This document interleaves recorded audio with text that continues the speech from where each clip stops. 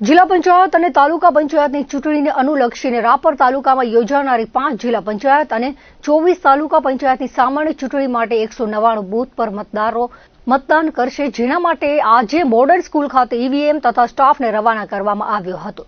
પ્રાંત અધિકારી જે.આર. ગોહિલ, તાલુકા મામલતદાર એચ.બી. વાઘેલા, તાલુકા વિકાસ અધિકારી ખોડુભા વાઘેલાએ સંયુક્ત રીતે જણાવ્યું હતું કે મતદાન માટે સ્ટાફને જવા આવવા માટે રૂટ 24માં એસટી 25 ફાળવવામાં આવી છે.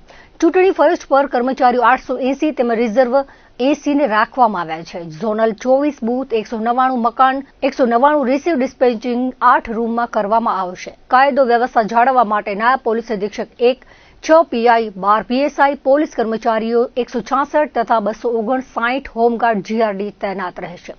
રાપર મોડર્ન સ્કૂલ ખાતે આજે પ્રિસાઇડિંગ અધિકારી તથા ઝોનલ અધિકારીની તાલીમ શિબિર યોજાઈ હતી. મતદાન મથકની ફરજ તથા ચૂંટણી પ્રક્રિયા અંગે સમજણ આપી હતી.